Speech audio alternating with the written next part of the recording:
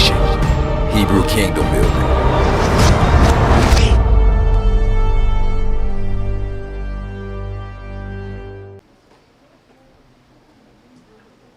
Remember chapter 13, you there? Everybody there, let's get it. Starting with verse 1. Yes, sir, it's verse 1, yep. And Yahuwah spoke to Moshe, saying, Send men to spy out the land of Canaan, which I am giving to the children of Israel. From each tribe of their fathers you shall send a man, every one a leader among them. So Moshe sent them from the wilderness of Paran, according to the command of Yahuwah. All of them men who were heads of the children of Israel. So all of them were leaders. So Yahuwah had Moshe to choose leaders to go and spy out the land. So the Hebrew word for spy is tur. Means to spy or to search out. That's the Hebrew word for spy. It literally is about being a mark or seal attached to the forehead.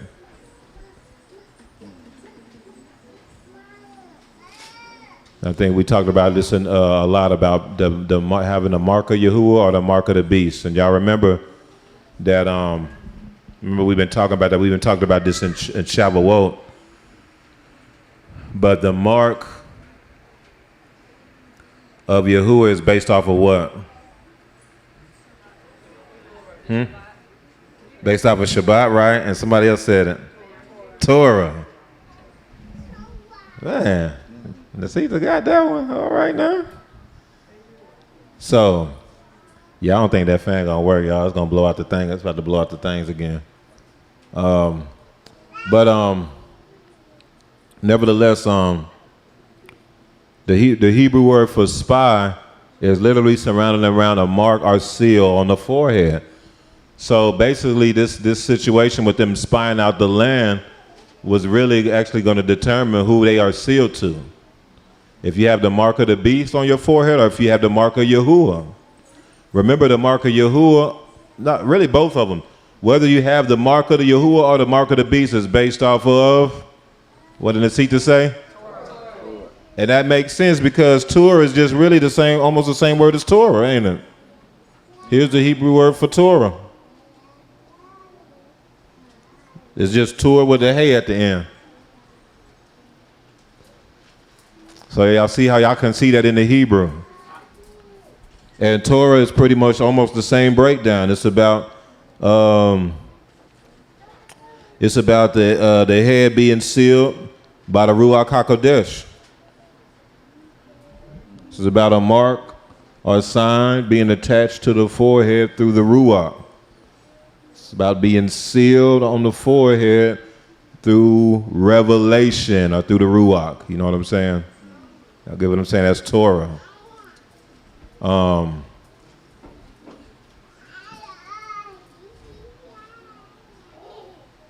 So this was a huge test because it's going to determine who they So this is the process of the wilderness. The Most High was taking his people through a series of tests to basically shake out who's not really with him, to see who are they sealed to. Aren't we in the wilderness? Yeah, so that's why it's important to be able to determine when something's a test and make sure that you don't fail it. Because that's what the wilderness is all about. That's why the Yahuwah said, I'm going to bring you to the wilderness of the peoples and I'm going to plead with you face to face. In other words, I'm going to judge you. I'm going to take you to through a series of tests, and based on how you handle that, that's going to determine a lot. You know what I'm saying? So nevertheless, let's keep reading. Verse 4. Now these were the names from the tribe of Reuben. These are all leaders. These are heads. That's Rosh. These are all leaders. So this was actually a test for who? This was a test for the leaders, man.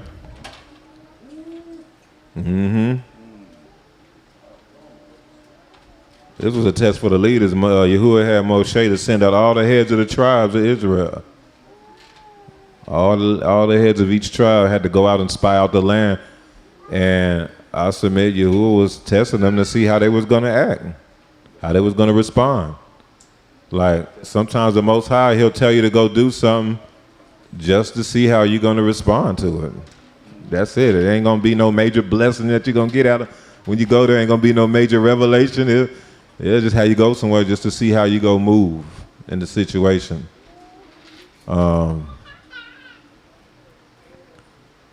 I told y'all about that one time. That was crazy. I think it was like a year ago when the Most High wanted me to go to the boxing gym. It was just very clear about it. I wasn't gonna go. I just didn't, I wasn't gonna go that day. And then the Most High, was very clear. He wanted me to go, so I went. And that's when I had that whole showdown with that crazy dude. I'm like, yo, why do you want me to have to do that? But, over time, it was a whole revelation that I understood. You know what I'm saying? But yeah, so it goes through all the heads, all the leaders. So we're going to skip down to, go ahead and read it. Let's read their names because they're recorded by name here. Go ahead. Start with verse 4. Uh-oh. Now these were the names from the tribe of Reuben. You got this, Bakir Luke. You got it. Shemua, the son of Zakur, from the tribe of Simeon. Shaphat, the son of Hori, from the tribe of Judah. Caleb, the son of Jephanah, from the tribe of Issachar. Agil, the son of Joseph, from the tribe of Ephraim. Hoshea, the son of Nun, from the tribe of Benjamin. Palti, the son of Rapu, from the tribe of Zebulun. Gadiel, the son of Sodai, from the tribe of Joseph, that is, from the tribe of Manasseh. Gadi, the son of Susi, from the tribe of Dan. Amiel, the son of Gamaliel, from the tribe of Asher. Sethur, the son of Michael, from the tribe of Naphtali. Nabi, the son of Bapshi, from the tribe of Gad. Guel, the son of Makkah. So they had a whole team of leaders ready to go out to spy out the land. This was supposed to be, that should have been the through thing. All right, man, I got my Gibberim too, my heads, my main men. Let's just go out here and spy out the land. Let's keep going, verse 16. These are the names of the men who Moses sent to spy out the land. And Moshe called Hoshea, the son of Nun, Joshua. Then Moshe sent them to spy out the land of Canaan, and said to them, go up this way into the south, and go up to the mountains, and see what the land is like, whether the people whom dwell in it are strong or weak, few or many. He told them what to say. He said, go see whether they're strong or weak. Go see whether they're few or many. Keep going, verse 19. Whether the land they dwell in is good or bad, whether the cities they inhabit are like camps or strongholds, whether the land is rich or poor, and whether there are forests there or not. Be thorough of courage, and bring some of the fruit of the land. Now the time was the season of the first ripe grapes. Was just about right now.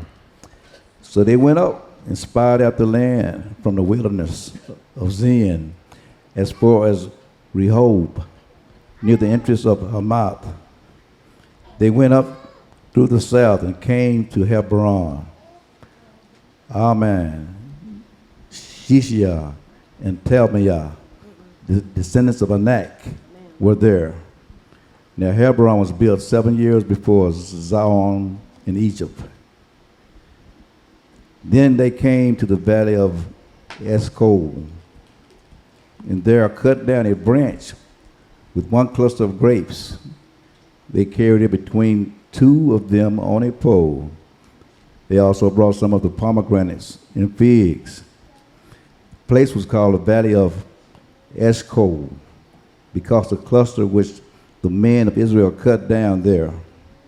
They returned from spying out the land after 40 days. After how many days? 40 days. So you didn't even have to be able to, you didn't, just seeing that it was 40 days, that should automatically told y'all, okay, this is a test. Because that's what the number 40 symbolizes. That's what it's about. Let's keep going. Verse 26. Now they departed and came back to Moshe and Aaron and all the congregation of the children of Israel in the wilderness of Paran in Kadesh. They brought back word to them into all the congregation and showed them the fruit of the land. Then they told him and said, we went to the land where you sent us. It truly flows with milk and honey, and this is its fruit. Nevertheless, the people who dwell in the land are strong. The cities are fortified and very large. Moreover, we saw the descendants of Anak there. The Amalekites dwell in the land of the south. The Hittites and the Jebusites and the Amorites dwell in the mountains.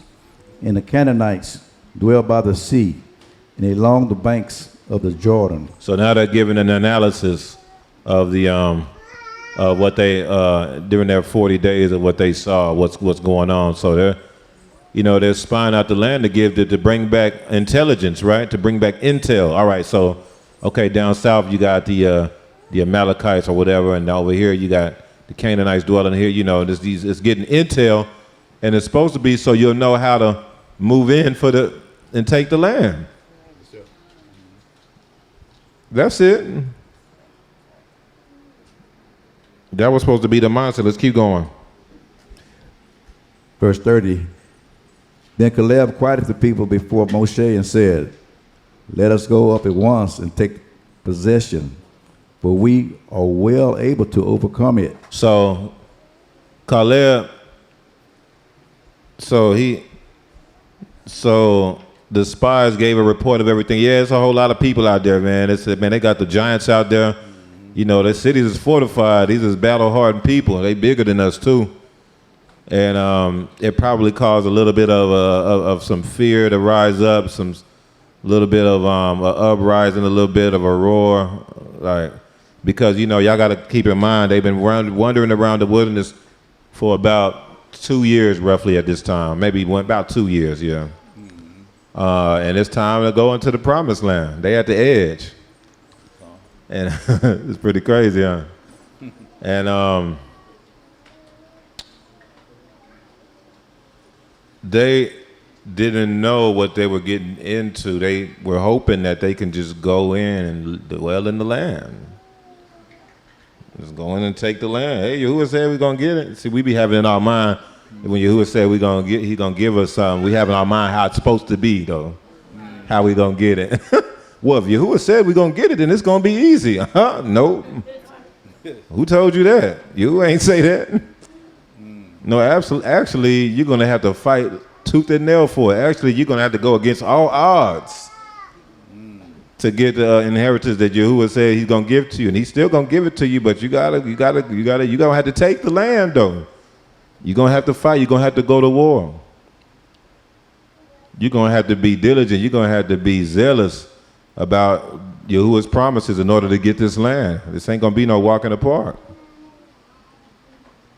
But if you trust him, if you do this, Yahuwah's going to go before you, and he's going to give you the enemy into your hands. You know what I'm saying?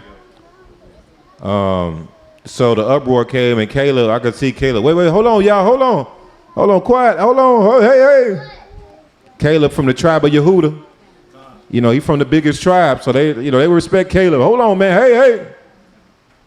All right, y'all, I know it's all that going on. It's all those people out there, but come on, let's go. We gotta, hey, we're more than able to overcome it. Come on, man, we 600K deep. We got this. Keep reading. Verse 31. But the men who had gone up with him said, "We are not able to go up against the people." Do y'all hear this? These are the leaders. These are the other leaders. What? Caleb like, come on, y'all, we got this. Come on, we more than able to overcome them, man. It's through. Let's get it. Let's get it. Caleb was right there with them when they spotted. He saw everything they saw. And his mindset was like, all praise to the Most High. Let's go in and take the land. But they responded and said, we are not able to go up against the people. For they are what? Stronger than we. They are what? Stronger than we. What? How are they stronger than you when you have Yahuwah? What? Keep going. And they gave the children of Israel a bad report of the land which they had spied out, saying, the land through which we have gone as spies is a land that devours its inhabitants. And all the people whom we saw in it are men of great stature. There we saw the giants, the descendants of Anak. This is the bad report. Giants. Keep going. And we were like grasshoppers in our own sight, and so we were in their sight. You see what they said? They said we were like grasshoppers in our own sight, and so we were in their sight. That means we were grasshoppers in our own sight, and because of that, we were grasshoppers in their sight.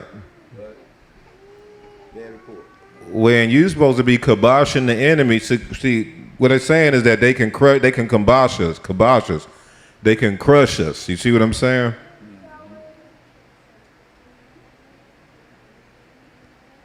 But how are your mind even going there when the Most High told you to go and kibosh that you're supposed to be, they're supposed to be grasshoppers in your sight. You're supposed to kibosh them, and you coming in here giving everybody this report that we the grasshoppers. Like we don't got Yahuwah with us. That was wild, y'all. That was wild. But see what happens, this is what happens. Their report was driven by fear and a lack of emunah. You got to be careful, man. You got to be careful that you don't give a bad report not thinking, but because you're full of fear and a lack of emunah on what the Most High said to do. These were the leaders. They said this in front of everybody. They went against Caleb. Caleb tried to do the truth, so Caleb had the right report. He didn't go into all them details. He didn't go into all them details. Like, look, he said, "Come on, y'all, let's go on and let's go. Let's go and take possession of the land." They're like, "Nah. Nah, we don't need to do that, man. There's giants over there, man. We grasshoppers on our own sight, and so we're grasshoppers in their sight." And these are the leaders, so you know everybody gonna follow suit.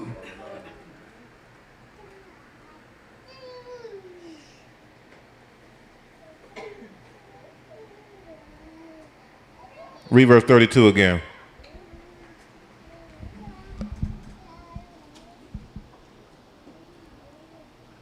Verse 32. And they gave the children of Israel a bad report of the land which they had spied out, saying. They gave them a what? Bad report. A what? Bad report. All right. So the Hebrew word for bad report is actually debah. Debah, and that word actually means slander. Their report wasn't even like true. So slandering is basically not telling the whole truth. It might be some truth in there, but you make it way bigger than what it is. You know what I'm saying? Yeah. Through fear and a lack of emunah, 10 out of the 12 leaders, they gave a bad report, which was actually slander.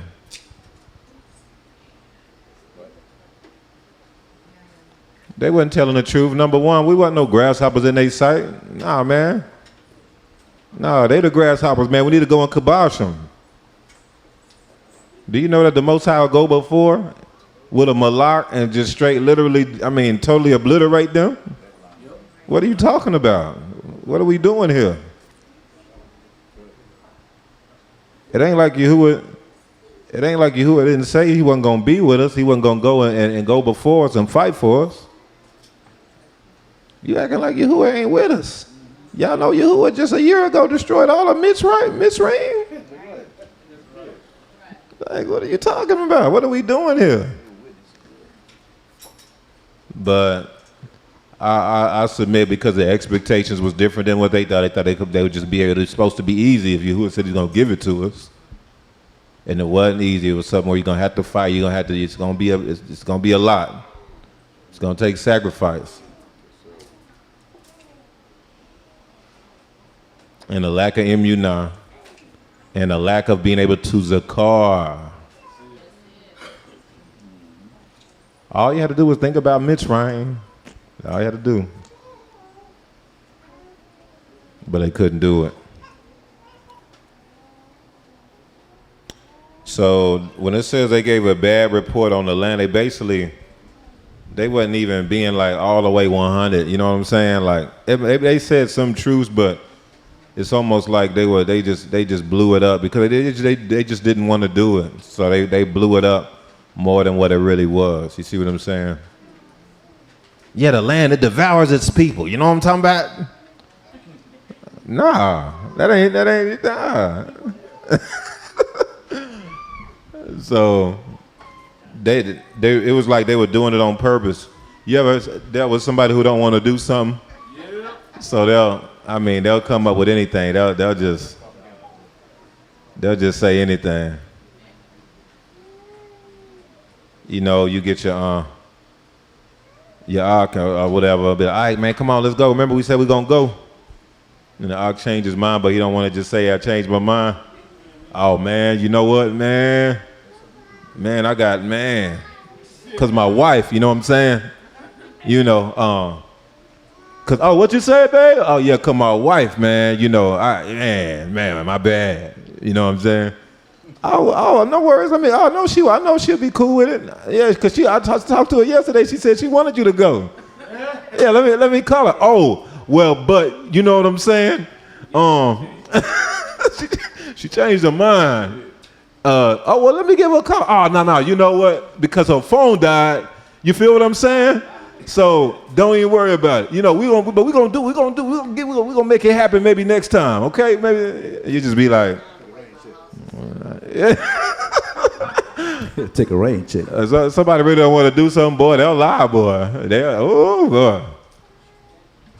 They'll start fibbing.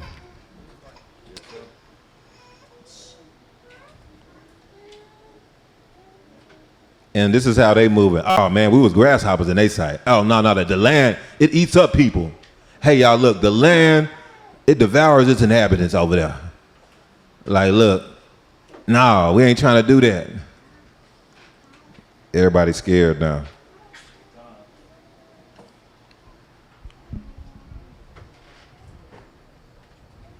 So that word debar, the breakdown, is a dalet bet hey, okay? So this is an aspect of the dollar that I wasn't thinking of before, but so we know that the dollar is access. It's the door. So it's about access, but it's about entering in, but it's also about exiting, because the door is where you exit out as well. That's the portion I didn't think about a whole lot. So the breakdown for this is basically about leaving out of the house. It's like leaving out of the house due to a lack of reverence. So the hey can also mean reverence or worship. Leaving out of the house due to a lack of reverence. You get what I'm saying? Yes, sir. Another way to look at this is also having little reverence for the door to the house. So so it's basically the door to the house, having little reverence of it. So from an English perspective, it'll be about having a little reverence for the door to the house.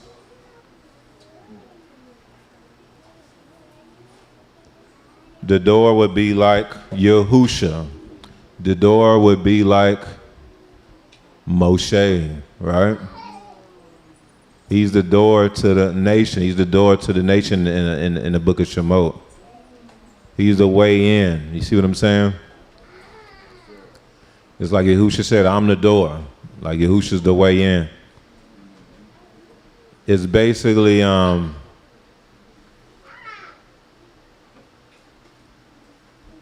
Deba surrounds around just not having a lot of reverence for the head.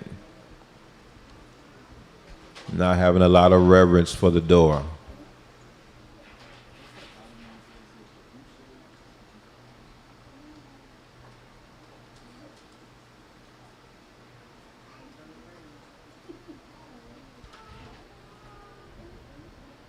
It's like taking this stuff as a common, you know what I'm saying? And so because of that, it's easy for you to slide into slander. We dealt with it in the tribe for a long time. You know, it'll be people just, man, be in the tribe and be saying all kind of stuff. It's crazy. Saying stuff against Ahmed, saying stuff against me. They ain't done nothing to him ever. And just find out about it later. Like, dang, man, I have much love for them. That's messed up. That's how they feel, you know. But it's just a lack of reverence for being in the assembly, being amongst Yahusha in this body. They looking at this like it's just they at high school or something, or just like at work or something. You know, there's no reverence. There's no real understanding of the sacredness of the body, you know what I'm saying?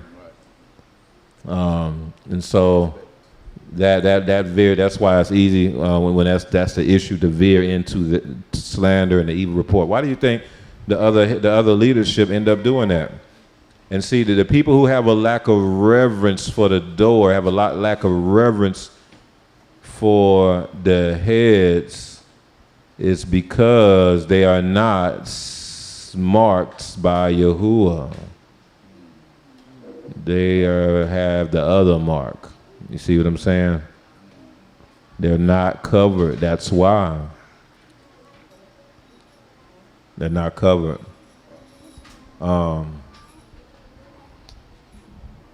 So that's a telltale sign that they're just not the Most High's. If they come into something as sacred as this and have very little reverence for it. So much so that they slide into slandering and gossiping and talking about, you know, talking bad about the Maleks and stuff in the assembly every day, but you know, talking about the Maleks. Talking, you know, things like that, you know what I'm saying? So it was having little reverence for the door, like Moshe or Yahusha, to the house. Or leaving out of the house due to a lack of reverence. So the first mention of the Hebrew word deba is in Bereshit 37. This is I got it on the screen. This is the history of Yaakov. Yosef, being 17 years old, was feeding a flock with his brothers. And the lad was with the sons of Bilhah and the sons of Zilpah, his father's wives. And Yosef brought a deba of them to his father.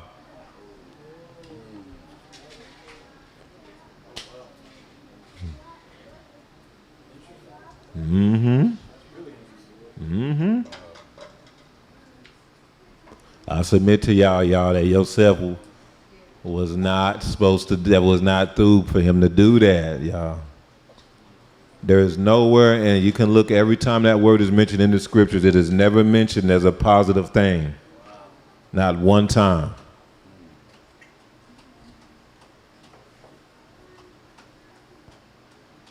That was not through for Yosef to bring a debah to his father about the sons of Bilhah. So this is kind of alluding and showing that Yosef wasn't all the way innocent with the way he was moving with some of his brothers.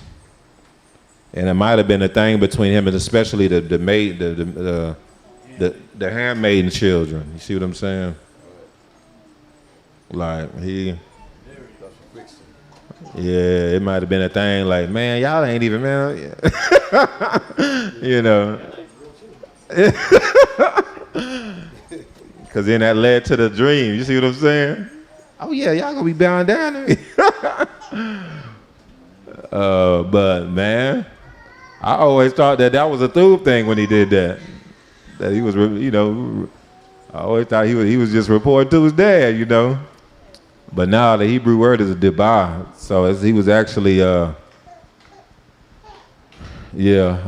might not have even been 100% like accurate the way he was bringing it out to his dad. Like, they out there wilding, Dad. Man, they out there slapping babies and stuff, man. And all, you know, ain't no telling, you know. So that could have helped to drive their, you know, their art against him as well. You know, my children do this, man. Anthony be coming to me, man. Jaden, he had did a triple dip, a drop kicked me. He drop kicked me. And the red be ready to go in. What? I don't know. Wait, I'm like, hold on. Wait, hold on. Let's go downstairs. Let's see what's going on. And I'll be like, hey, so Jaden, what happened? We was playing video games. He got mad because he lost. You know what I'm saying? So then he started punching on me, and then I had pushed him a little bit, and he fell down. He started crying and ran up to him. I was like, okay. Did anybody else see that? Yeah, the other brother, what's his name, was there too. So I go ask the other brother. Yeah, Anthony had attacked him because he had lost the game and stuff like that, man. He just I'm looking at Anthony like, but he know.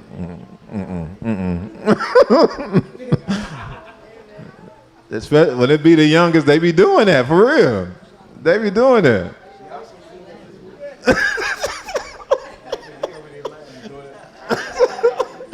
Yeah, did that too, huh?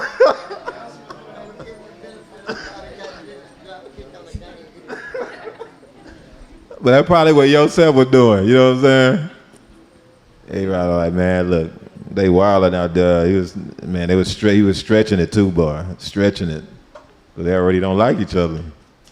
So yeah, debah. That's the aspect of debah, slander, evil report. We're gonna look at a couple of other aspects to this.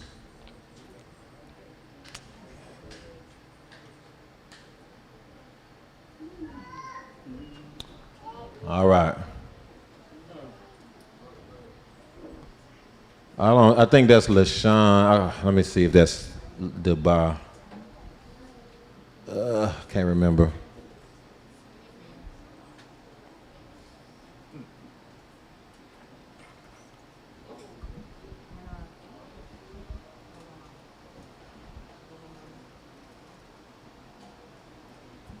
Verse 18, let's see.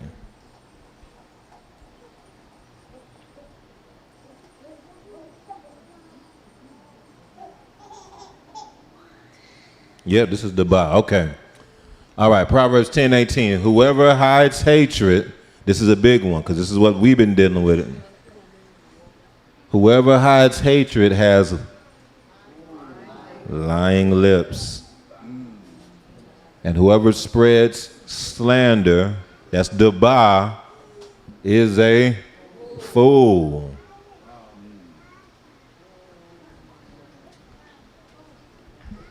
So the people that were speaking against rebirth, but it was just it was full of bitterness, anger, jealousy, and envy. And it says whoever hides that stuff has lying lips. That's why he is saying all those lies like that so easily. You're supposed to be righteous, man. He did a whole video, and I would say about, man, I don't want to say 100%. I'll say at least, that's too precise, but it was a good about 90, 95, 98% of it was like full-blown lies. And there's no way, I mean, and he knows that. Like, how do you trying to be righteous, but you made a whole video where you was just lying, the slandering the whole time. Yeah. They don't even deal with Yahusha. You know what I'm saying? What? Why would you say something like that? Like, you're supposed to be righteous. Why would you know what I'm saying? That's weird. Like, why would you be lying? That's easy to validate. You can just go onto the website, you can go onto the YouTube. Don't nobody have discernment to be able to, you know, that's weird. They don't believe in Yahusha. They don't follow Yahusha. You know what I'm saying? They don't, you know, they anti-Mashiach, matter of fact. You know what I'm talking about? And just going in, and then you just got all these people because they already have this, they're already hiding this too. And that's who's following them. Yeah, for real. Yeah. What? Y'all just falling for this? But if you're not sealed by Yahuwah, that's why y'all gotta, man, listen. Y'all gotta not pay that stuff no mind. Remember, those who have the mark of the beast, man, they're gonna be deceived. They are. It's not even gonna make sense. It's gonna be weird. You're gonna be like, how you don't see that this is like full-blown lies? How you don't see this? They're not gonna see it. Y'all listen, even after that response, I mean, that response was like checkmate. It was like, look, it showed everything. It's like, yeah, they done, all these things were lies. And they proved it. They had receipts, they had recordings, everything. All these things that they did that y'all was sitting there co-signing were lies. But again, if they're filled with hatred in their heart, they're not going to see none of that. They don't care. It's the whole premise is off of emotion. It's not off of truth. It's not. It's not off of truth. So, listen. This happened to all of the Kodashim and all of the scriptures. But for the most part, I would say for the most part, the righteous, they get slandered, man.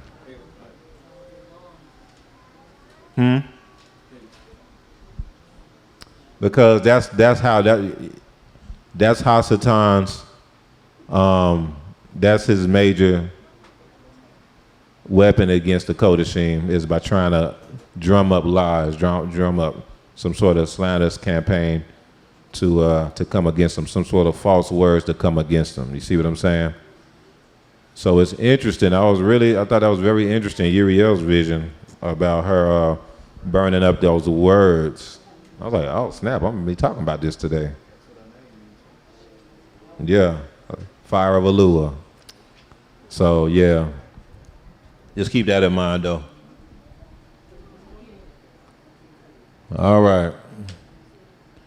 Tehillim 101, verse 5, whoever slanders their neighbor in secret, I will put to silence. Whoever has haughty eyes and a proud heart, I will not tolerate.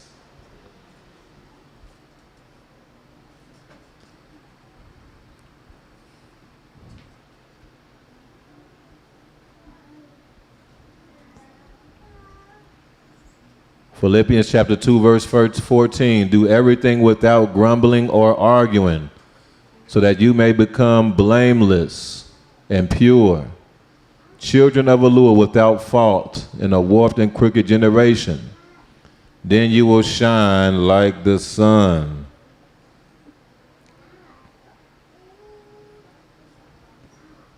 This is important. This is from Yahusha, out of Yahoo 12, verse 33. Either make the tree thub and its fruit thub, or else make the tree bad and its fruit bad. For a tree is known by its. Verse 34. This is Yahusha speaking. Brood of vipers. He's calling them all snakes. Because you know what vipers are? You know what snakes are? There's somebody who tries to deceive with a word.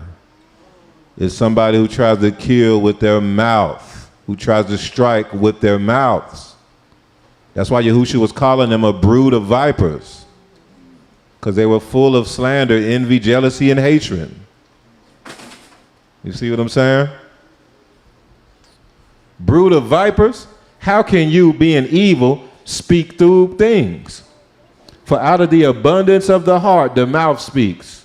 A through man out of the through treasure of his heart brings forth through things. And an evil man out of the evil treasure brings forth evil things. But I say to you that for every idle word men may speak, they will give account of it in the day of judgment. For by your words you will be justified, and by your words you will be condemned. That's what Yahushua said.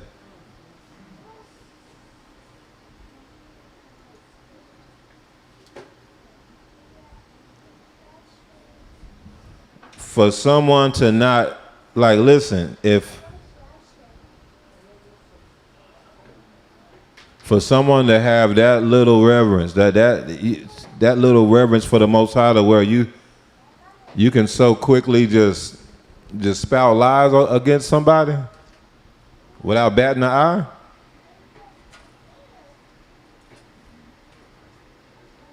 Oh yeah, you marked by the beast. You can't be marked to the Most High with that little bit of that's no fear of the Alud. That's like no fear of Yahuwah. You know what I'm saying?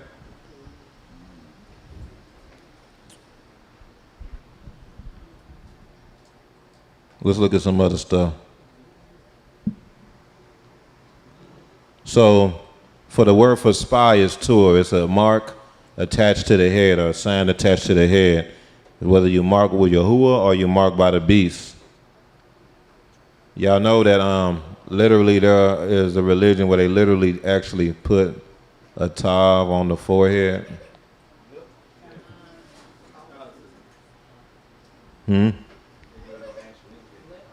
Yeah, the Catholics actually do that. You know, the being marked to them, being sealed to the beast. Y'all know that when you're talking about Catholicism, that's the fourth beast.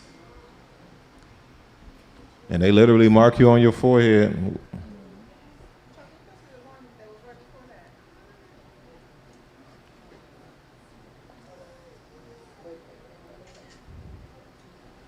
You thought?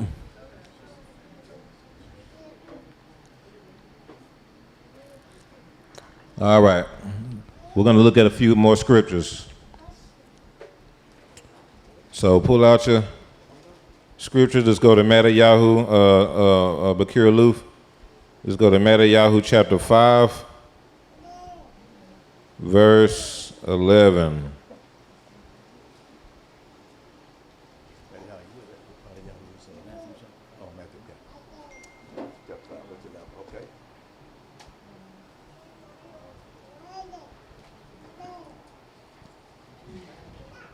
Matthew chapter 5, verse 11. Everybody there? Blessed are you when they revile and persecute you and say all kinds of evil things against you falsely for my sake. Y'all hear that? Read it again, verse 11. Blessed are you when they revile and persecute you and say all kinds of evil things against you falsely for my sake. And say all kinds of evil things against you falsely for my sake. In other words, lying against you. What a key word in verse 12. Rejoice and be exceedingly glad. Ain't that what we did today? Say it again. Verse 12. Rejoice and be exceedingly glad, for great is your reward in the Shamaim. For so they persecuted the prophets who were before you. Isn't this the kingdom of Nabi'im? Yes, sir. We don't be thinking about that. This is what happens to the Nabi'im. This is what happens to the prophets, y'all. They get lied on and slandered. All right, let's keep going. Let's go to 1 Peter 3, verse 16. We're going to go through these scriptures.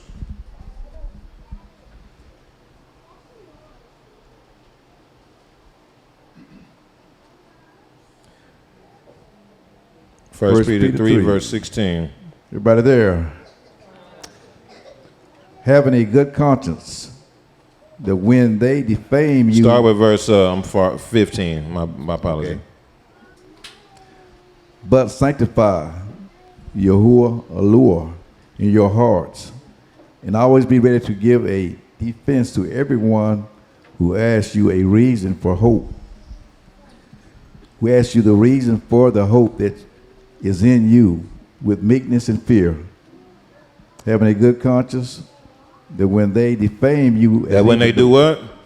When they defame you as evildoers. That's basically when they lie on you. Mm-hmm. Those who revile your good conduct in Yahushua may be ashamed. You get what this is saying? Sir. Verse 17. For it is better, if it is the will of Yahuwah, of Allua, to suffer for doing good than for doing evil.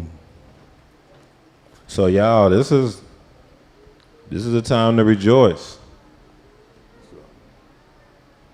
Like, what they saying here is be blameless. So that when, it didn't say if, verse 16, it didn't say if. So if they defame you as evildoers, it said when they do, because they're going to do it. If you have Yahuwah, that's going to come. When they defame you as evildoers, those who revile your true conduct in Mashiach, they may be ashamed. Yeah, there's a lot of people who are ashamed after that video response, boy. There's a lot of people, boy, who are ashamed. I was like, oh, snap.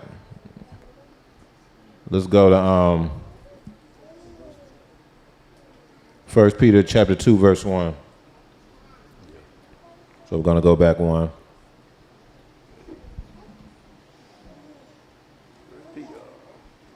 Nah, we'll skip that one. Go to 2 Peter chapter 3. Let's read verses 1 through 5.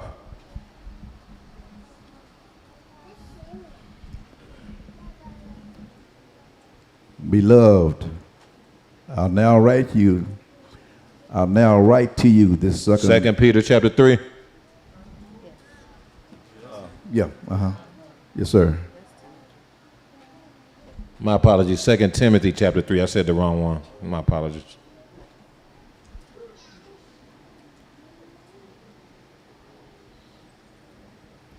Second Timothy chapter 3, starting at verse 1. 1 through 5. Sir. But know this, that in the last days perilous times will come. For men will be lovers of themselves. Men will be what? Lovers of themselves. That means that they will be narcissists. That's it. Keep going. Lovers of money, boasters, proud, blasphemers. There's been a lot of blasphemy going on in some of them videos, y'all. The stuff they were saying about Ruwako things. Keep going. Disobedient to parents, unthankful. Ungrateful, unthankful. There's a lot of unthankful people. Boy. Yes, sir. Boy. Let's keep going. Unholy, unloving, unforgiving, slanderers. Say it again. Slanderers. One more time. Slanderers. Keep going. Without self-control. Because slanderers, they lack self-control. That's tied together. Keep going. Brutal, despisers of good, traitors, headstrong. Y'all thought headstrong was a through thing. No, it's not. Headstrong is a bad. I'm telling y'all, man. Look, you talking about, man, I'm just stubborn, man. I'm just headstrong, man. Nah, them the people that don't make it. That's it. Because if you stubborn, headstrong, how are you gonna be able to submit? How you gonna be able to submit to Yahuwah and his order? Can't do it. No, as soon as something go against what you think it should be or whatever and all that stuff, you're gonna be you're gonna be one of them rebels like was in the wilderness for real. Right. Keep going. Headstrong. Headstrong, haughty, lovers of pleasure rather than lovers of allure, having a form of godliness but denying its power. Having a form of godliness but denying its power. That's a big thing. So y'all didn't watch the videos they was speaking against rebirth, but that was a big thing. They were denying the power of Yahuwah. They had a form of righteousness. They were coming on there acting like they were so righteous and all these things. And they were denying the power of the Ruach. They're like, yeah, I had these visions, but yeah, it was just it's not real. It's just delusion. It's having these visions, but you know, I was having deliverance, Ruacho things, just denying the power that the Most High gives to his people. That was a big thing. Keep going. And from such people, turn away. What are you supposed to do? Turn away. Man. Keep going. For of this sort are those who creep into households and make captives of gullible women, loaded down with sins, led away by various lusts. These are the people we dealing with, y'all. This is important. We got to understand this stuff was in the scriptures. This stuff was prophesied a long time ago. Verse 7, always learning and never able to come to the knowledge of the truth. Now as Jannes and Jambres resisted Moshe, so do these also resist the truth. Men of corrupt minds disapprove concerning the faith, but they will progress no further, for their folly will be manifest to all, as theirs also was. Verse 10, but you have carefully We'll stop there. Y'all get the point. Let's go to Proverbs chapter 16, verse 28.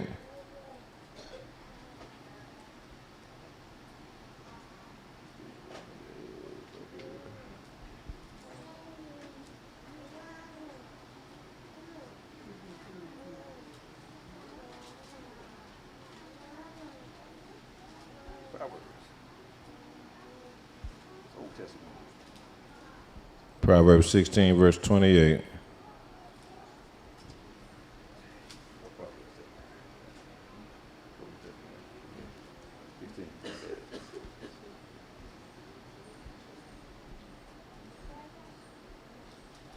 Let's skip that one. Go to Leviticus 19.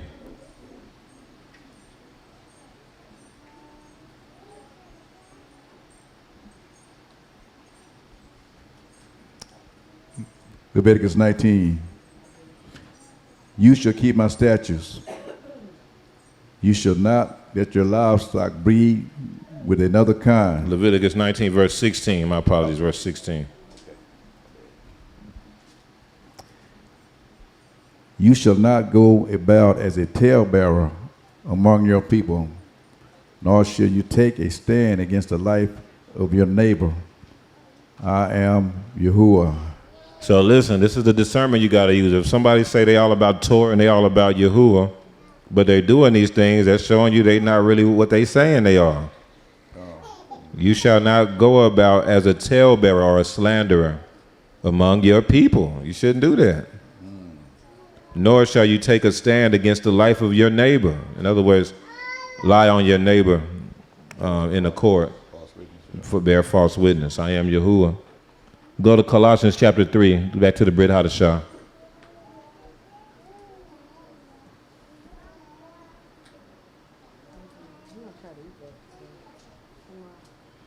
Colossians verse 8.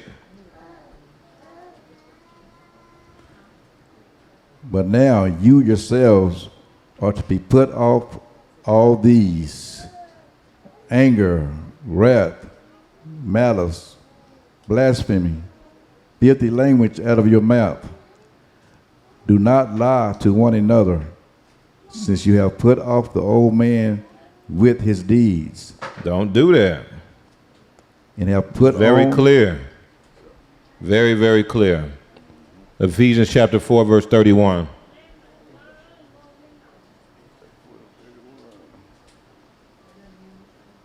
Ephesians chapter 4, verse 31.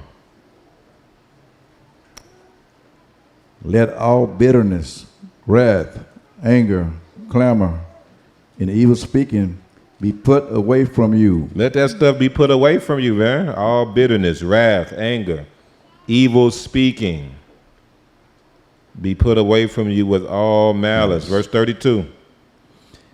And be kind to one another, tenderhearted, forgiving one another, even as the Lord in Christ forgave you. Mashiach. I mean, that's Mashiach. That's easy. Like, this is simple stuff. Go to Jeremiah chapter 9.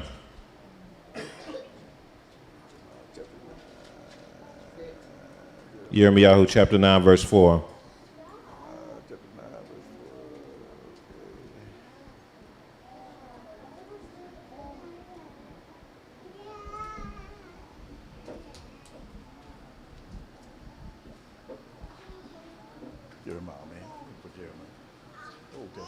Chapter 9, verse 4. Okay, gotcha. Everyone take heed to his neighbor. Do not trust any brother, for every brother will utterly supplant, and every neighbor will walk with slanderers.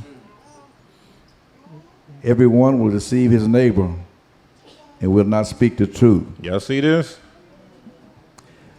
They have taught their tongue to speak lies. They weary themselves to commit iniquity. Your dwelling place is in the midst of deceit. Through deceit, they refuse to know me, says Yahuwah. Man, stop right there. It says who? Who said that? Yahuwah said that. Read verse 4 again. Verse 4. Everyone take heed to his neighbor, and do not trust any brother, for every brother will utterly supplant, and every neighbor will walk with slanderers. Man, that was a prophecy that came through Jeremiah. It's to the point where you can't really trust nobody outside of this, man. That's why the concealment is so important. Man, look. But it's a ruach, because it's Hasatan who does that. Hasatan, he specializes in slandering people and lying on people, day and night. All right, let's get to chapter 14, and then we'll wrap it up.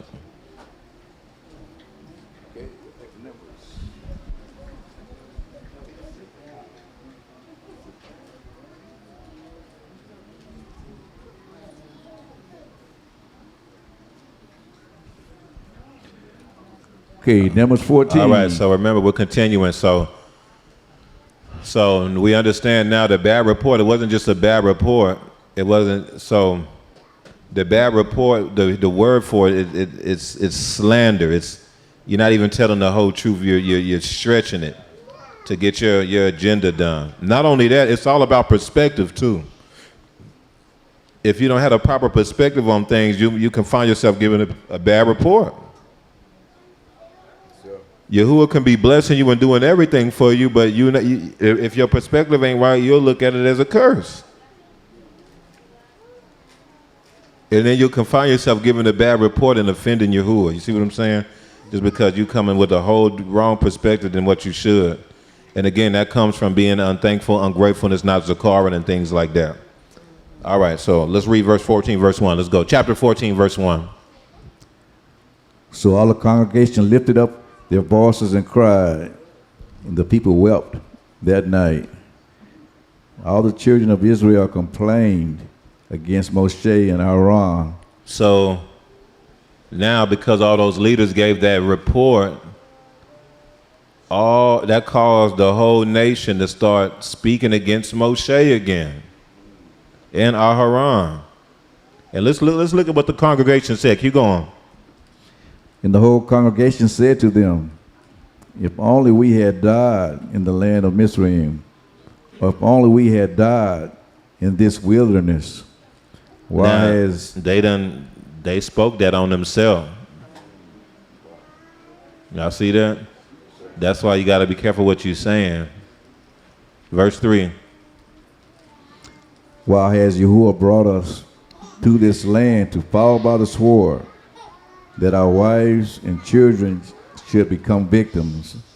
Now, Yahuwah already told them that he brought them to the land so they can take the land. So why are they saying, why did Yahuwah bring us to the land to fall by the sword?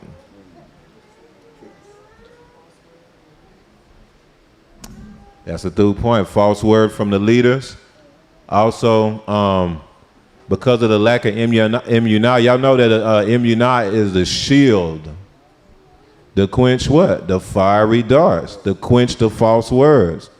But if you don't have that shield, you getting boom, boom, boom, boom, boom, hit up by all them false words. You getting caught up by all those darts from the wicked. So these is coming in the form of thoughts. This is coming in the form of a false perspective. Because really, if you had the right perspective, if you had that shield of immunah, as soon as the leaders were saying, hey, yeah, nah, we shouldn't go up because woo-de-woo. If you had that shield of immunah up, that would have just hit that shield. Boom, boom, boom, boom, and fell down, and you would have been like, oh, no, but didn't Yahuwah say he was going, Yahuwah said he was going to give us the land. Why don't we go? I think we should go. I think we should do what Caleb said. But because they had a lack of immunah, they ain't had that shield. They was getting hit up by those false words. And it manifests as fear, dread, rebellion. A lot of times the root of rebellion comes from fear and insecurity. What's the name was saying in that response video about insecurity. Man, how big of a deal that is. Like a lot of times that's what sparks the rebellion, some sort of fear, insecurity, something like that. You know what I'm saying? Keep going. Would it not be better for us to return to Mizraim? So they said to one another, let us select a leader and return to Mizraim. So y'all see the lack of reverence they had for their head, the lack of reverence they had for the leader. That they all of a sudden thought this was a democracy. You know what? Forget who Yahuwah raised up to be our leader. Forget that, man. Look. Let's get together and let's select a leader, and then let's return to Egypt. Is that the word shub? Return? Anybody pull that up real quick?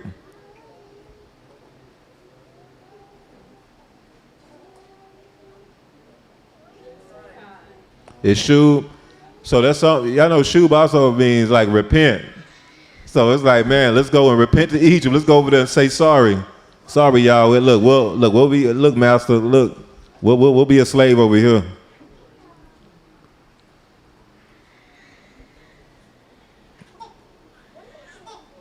Let's keep going. Verse 5. Then Moshe and Aaron fell on their faces before all the assembly of the congregation of the children of Israel.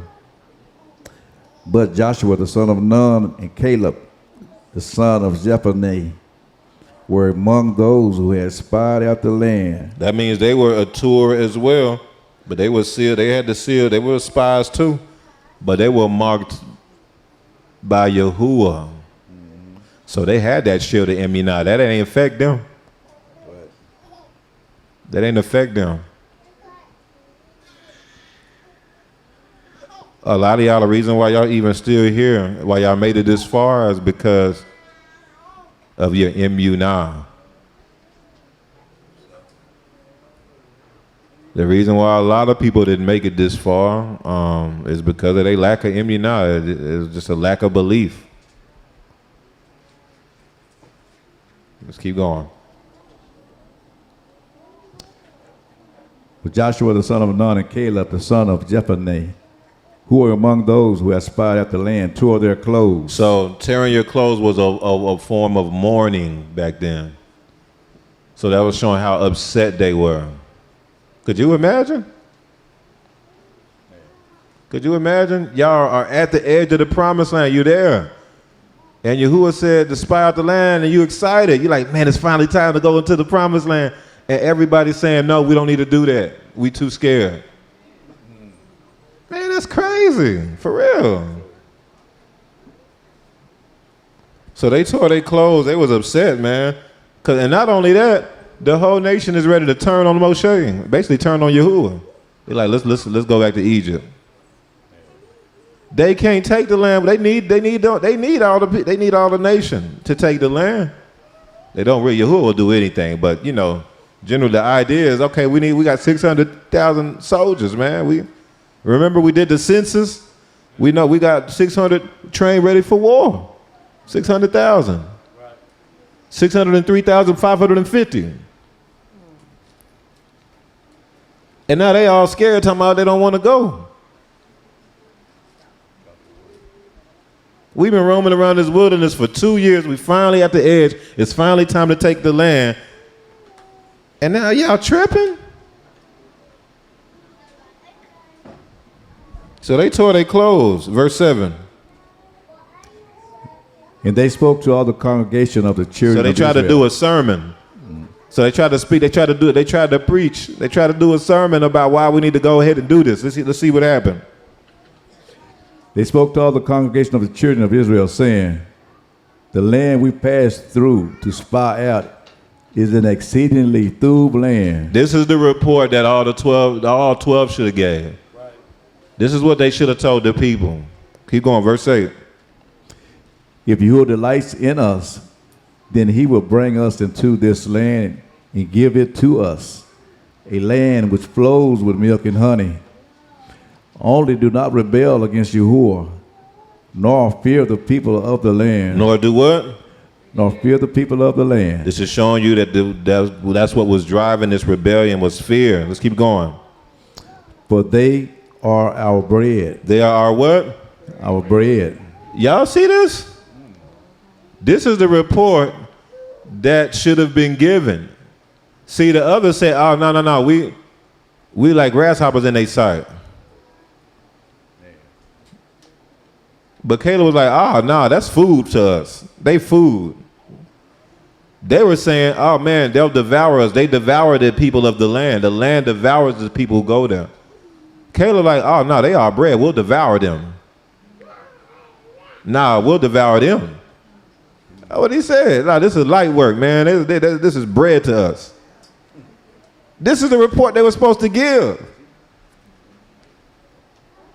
He did a whole sermon and tried to give his thub report. Because remember, when there's always a thub word, there's a false word that always tries to come against it. And usually the majority usually goes with the false word, don't it? Yes, sir. Almost every time the majority usually go with the false word. That's it. Let's see if that's the case this time. Let's keep reading. Okay. Verse 9. Only do not rebel against Yahuwah, nor fear the people of the land, but they are our bread. Their protection has departed from them, and Yahuwah is with us. Do not fear them. So he's telling the truth. Keep going. Verse 10. Let's see how they responded to this great sermon, this great word. And all the congregation said, to stone them with stones. What? Oh, come on, man. That's wild, man. Keep going. Now the kabod of Yahuwah appeared in the tabernacle of meeting before all the children of Israel. All right. So now the kabod of Yahuwah pulls up when they were about to stone Yahuwah's people. Okay, now Yahuwah like, okay, let me show up, man. Hold on, man. The kabod came up. Verse 11. Then Yahuwah said to Moshe, how long will these people reject me? And how long will they not believe me? With all the signs which I have performed among them, I will strike them with the pestilence and disinherit them. I will make of you a nation greater and mightier than they. And Moshe said to Yahuwah, then the Egyptians will hear it, for by your might you brought these people up from among them, and they will tell it to the inhabitants of this land. They have heard that you, Yahuwah, are among these people, that you, Yahuwah, are seen face to face, and your cloud stands above them. And you go before them in a pillar of cloud by day, in a pillar of fire by night. Listen to what he said. Listen how Moshe talking to Yahuwah. Listen to what he says, verse 15. Now, if you kill these people as one man, then the nations which have heard of you, then the nations which have heard of your fame will speak, saying, because Yahuwah was not able to bring these people to the land which he swore to give them, therefore he killed them in the wilderness. Now listen what Moshe is saying, y'all. This is what Moshe is telling Yahuwah. He's like, Yahuwah, please don't kill the Israelite, don't kill the nation, because if you do that, then the Egyptians will slander you. That's what he's saying. The Egyptians gonna slander you if you do that, Yahuwah. You know what I'm saying? They're gonna say stuff that's not true about you. Let's see how Yahuwah responded to you. Let's see if Yahuwah was like, I said it and it is so. Let's see what he says. Verse 17.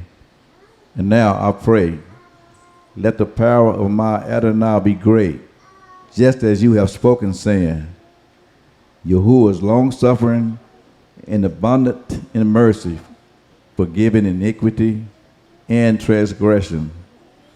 But he by no means clears the guilty, visiting the iniquity of the fathers on the children of the third and fourth generation. Pardon the iniquity of these people, I pray, according to the greatness of your mercy, just as you have forgiven the people from Egypt, even until now. Then Yahuwah said, I have pardoned according to your word. So Yahuwah was like, yeah, you're right. They're gonna be trying. Yeah, them Egyptians gonna be trying to lie like a mug. You know what, Moshe? You all right? Made a good case. All right. I'm gonna give him a pass. Keep going. Verse 21. But truly, as I live, all the earth should be filled with the kabod of Yahuwah, because all these men who have seen my kabod and signs which I did in Egypt and in the wilderness, and have put me to the test now these 10 times, and have not heeded my voice, they certainly shall not see the land of which I swore to their fathers. Nor shall I saw that it was at 10 times, as Bakir Yamin just pointed out. It's about going against the commandments. It's about rebellion. And keep going. They certainly shall not see the land of which I swore to their fathers, nor shall any of those who rejected me see it. But my servant Caleb, because he has a different spirit in him, and has followed me fully, I will bring into the land where he went, and his descendants shall inherit it. But my servant Caleb, because he has a different spirit, there's something different about him, he'll be able to go. It says he has a different spirit in him and has followed me fully. The 144,000 in Revelation that says that they follow Yahushua wherever he goes. There's 144,000 that follows Yahushua fully. That's what I'm saying. Like, these are the determining factors on whether or not this a person is really with Yahuwah or not. These things like this. Let's keep going. Verse 25. Now the Amalekites and the Canaanites dwell in the valley. Tomorrow return and move out into the wilderness by the way of the Red Sea. And Yahuwah spoke to Moshe and Aaron, saying, how long shall I bear with this evil congregation who complain against me? I have heard the complaints which the children of Israel make against me. Say to them, as I live, says Yahuwah, just as you have spoken in my hearing, so will I do to you. The carcasses of you who have complained against me shall fall in the wilderness. All of you who are numbered according to your entire family from 20 years old and above, except for Caleb and his son Jephunneh and Joshua the son of Nun. You shall by no means enter the land which I swore I would make you dwell in. But your little ones, whom you said would be victims, I will bring in, and they shall know the land which you have despised. But as for you, your carcasses shall fall in this wilderness, and your sons shall be shepherds in the wilderness 40 years, and bear the brunt of your infidelity, till your carcasses are consumed in the wilderness. So basically, that land is going to consume you. Since you said the promised land consumes its inhabitants, you're going to be consumed in the wilderness.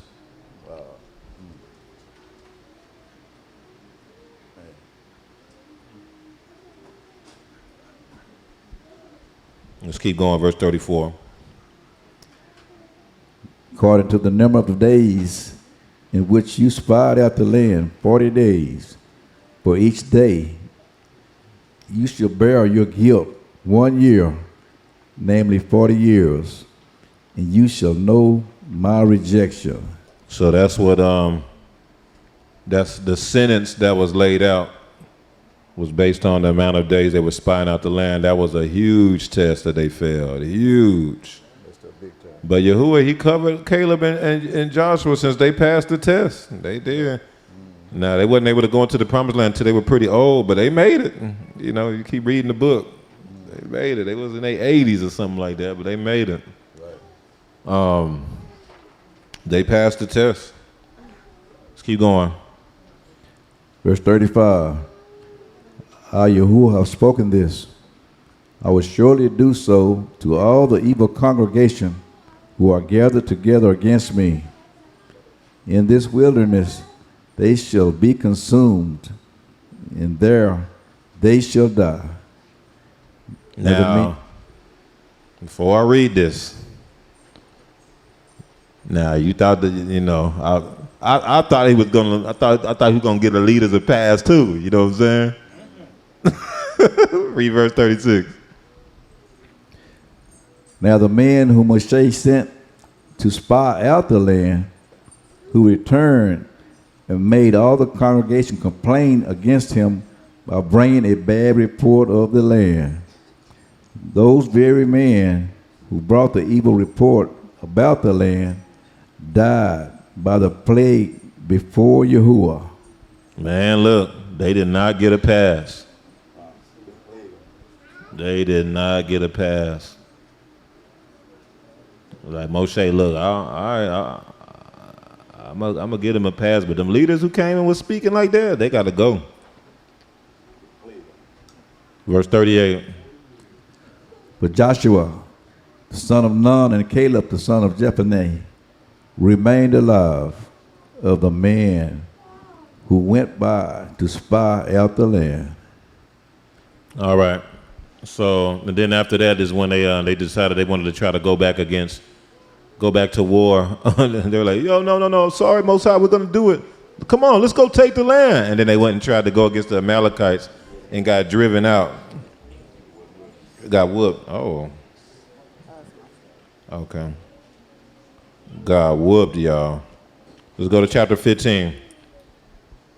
So chapter 15 goes straight into these different offerings that you can make. The grain offerings and drink offerings, which is interesting right after all this. Then it goes into, yes, sir, go ahead. Yes, sir. So this Boker, I had a dream, and I don't remember all the dream, but I remember the word that the Malik spoke. He said, "Children can go free, but parents holding back their aruka." There's a lot to that, but in 14, that's kind of what you see happening. He said, "Children can go free, but parents are holding back their aruka." So in chapter 14, you're right. Caleb was 40. He went into the land until he was 80. You can read about it in Yahusha or in Joshua. And that's tough, because when he gets to the land, he 80 years old. He tired now. Can't even enjoy the land. He say that. He like, look, man, I was 40 years. This is what he say in Joshua. I was 40 years old when Musha sent us to spy out the land. Wow. So just give me my inheritance so that I can rest. 40 years of just going in a circle, all because of what the parents have done. So we just got to be careful as parents. Like, man, you could be holding back your children's aruka through your disobedience. Now, will Yahuwah move you out the way and put your children in your place? Absolutely. But it don't have to take 40 years. So that's it. I just wanted to share that. Nah, we got to look at this this concept, because the Most High will give you these tests, and if you pass them, you elevate to the next level. There's a level the Most High wants you to get to, but if you're not passing the test, and it's usually almost always dealing with MU9, believing them, trusting them, you'll have to. It can take you 10 years to get to a place that you could have got to in 1 year if you would have just moved in obedience the first time. And then there's certain aspects to where it's just, you're not gonna get there now. You failed the test too many times. It's too late. You're giving that mantle to somebody else or something. You see what I'm saying? So yeah, it's just like, it's imperative to always just trust Yahuwah, trust Yahusha. Don't. When you start moving, when you start moving based off of emotion, especially the emotion of fear, usually a lot of times you can find yourself, just making the wrong decisions. Trust the Most High, follow Him, do His will, pass the test, y'all. Let's keep going. Okay, you want me to start at verse 1, chapter 15? No, sir. Start at verse 32.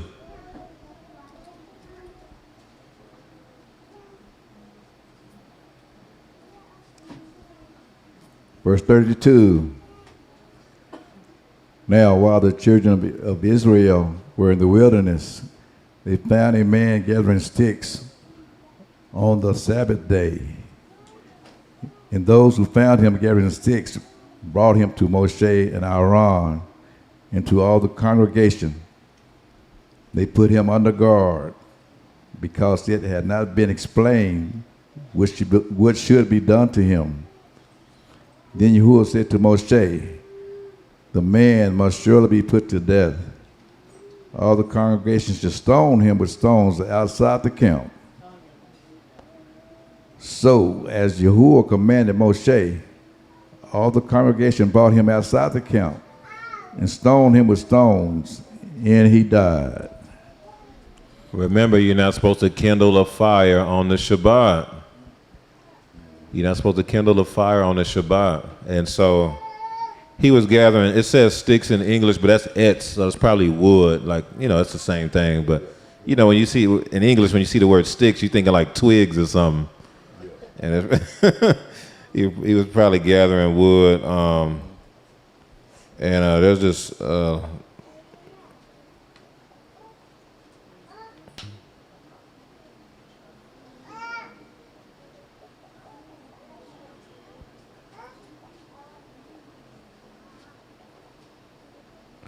give me let's go to Proverbs 26, chapter 26, verse 20.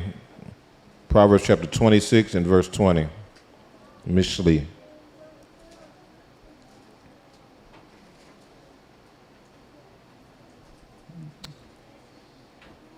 Proverbs 26, verse 20. Hold on, everybody there? All right, let's go.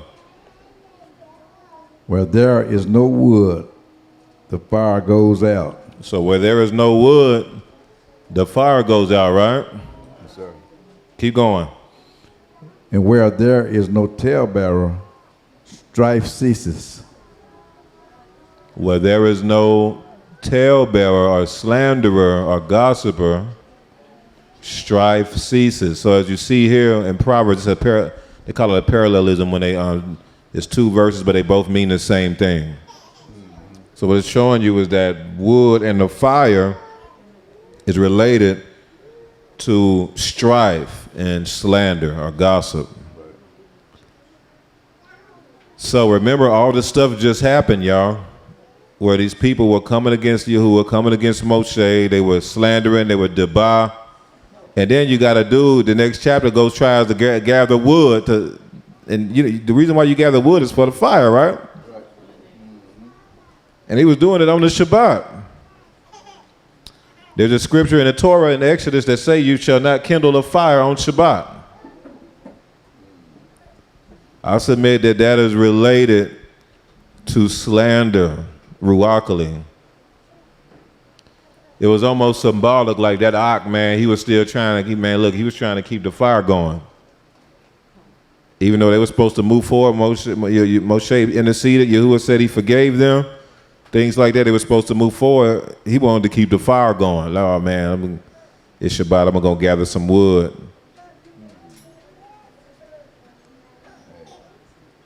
Like ruachali, he was trying to keep it going, so they made the judgment against him. Yahuwah was like, no, he need to be put to death.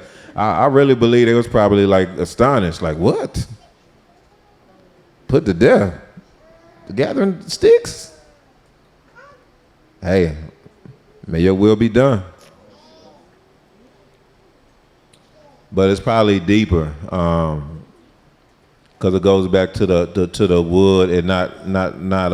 So the scripture when it says you shall not kindle the fire on Shabbat, again that goes back to ruachali, about starting mess on Shabbat, start strife, things like that. You know what I'm saying?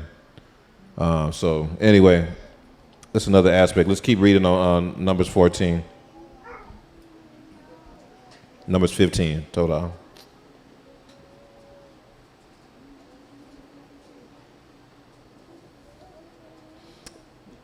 Which verse when we start at? Verse What was that? 32. Just do verse 32 again. Alrighty. No. Let's start with 30. 35. Okay, everybody there? Then Yahuwah said to Moshe, the man must surely be put to death. All the congregation shall stone him with stones outside the camp. So, as Yahuwah commanded Moshe, all the congregation brought him outside the camp and stoned him with stones, and he died. Again, Yahuwah spoke to Moshe, saying, speak to the children of Israel. Tell them to make tassels on the corners of their garments. So y'all see the commandments surrounding the Sitio came right after this. Go ahead. Tell them to make tassels on the corners of their garments. So that word corners is not really corners, that's the kanaf. That's the edges of your garments, so that really does support doing it this way. Either way is through, but that does support, that's the kanaf. It's at the edges of your train, like the train of the robe, the edges of your garments. Let's keep going. Tell them to make tassels on the corner of their garments throughout their generations, and to put a blue thread in the tassels of the corners. And you shall have the tassel, that you may look upon it and remember all the commandments of Yahuwah to do them, and that you may not follow the harlotry to which your own heart and your own eyes are inclined, and that you may remember and do all my commandments and be holy for your Eluah. I am Yahuwah, your Lua, who brought you out of the land of Misraim to be your Lua. I am Yahuwah, your Lua. All right. So the fringes or the tzitzis was all about what? Zakaring. He said, so that you may remember the commandments. Why was that? Why would that be important? How not leadership. How would that be important? Why would this putting fringes at the edge of your garments and putting a blue cord through it? How would that enable you to remember the commandments? Remember, the fourth commandment says the Zakar, the Shabbat. Remember the Shabbat, to keep it Kodesh.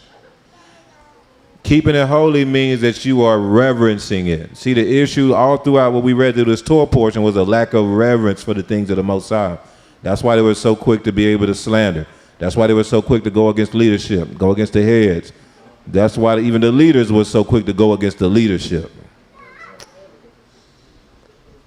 And then you go into the next thing. That's why the Ak went on. He didn't Zakar the Shabbat. Man, what's going on? He gathering wood on the Shabbat.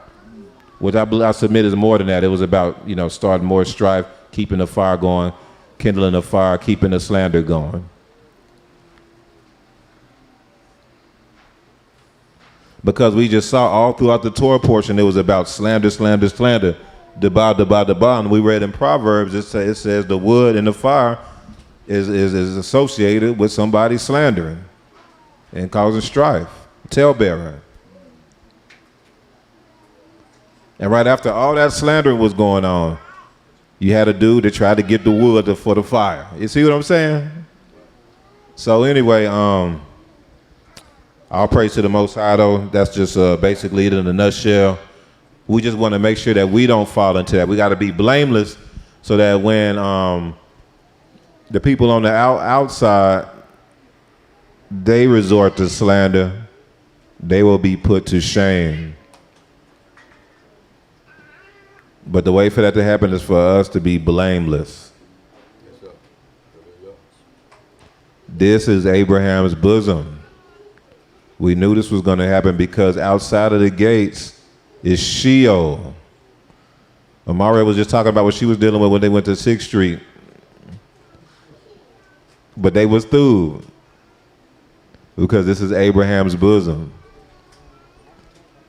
Everything outside is Sheol. So those who are outside, y'all, they are weeping and gnashing of teeth. That literally means to weeping and gnashing. Malek Yahusha did a teaching on that a while ago. The weeping and gnashing of teeth literally means you sneering at those who are within the gates. You sneering, you speaking against them. You weeping and gnashing of teeth.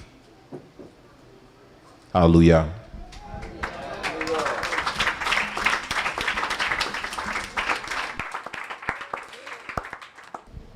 Man, I wanted to say when you were talking about how they just didn't really want to do it, man, I was thinking about that as well.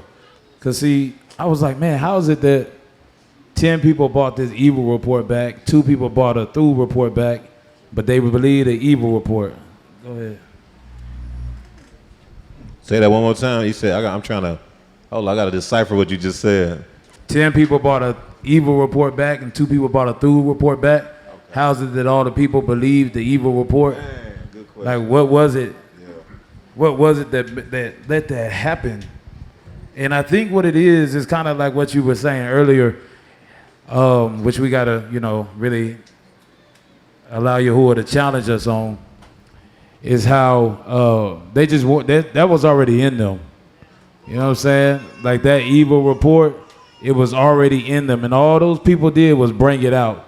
So when you were talking about all the slandering that's going on just against rebirth as a nation, what they slandering the people, the only people that's really commenting and like, yeah, that's it, is the people that already was cast out for iniquity, because it was already in them. That's how you can say crazy things like, man, he installed cameras in my vehicle. Look, monitoring. Really what it was is he was probably prophesying. He was probably prophesying, but the reason that they eat that thing up is because it's already in them to believe it. That happened in John chapter 6. I was talking to Isha about this earlier. how in John chapter 6, there are people who come to Yahusha, there's 5,000 men, and he feeds them with 2 fish, 5 loaves of bread. The next boker, they wake up from where they are, they went to find Yahusha. They couldn't find him. He had walked the sea and crossed over.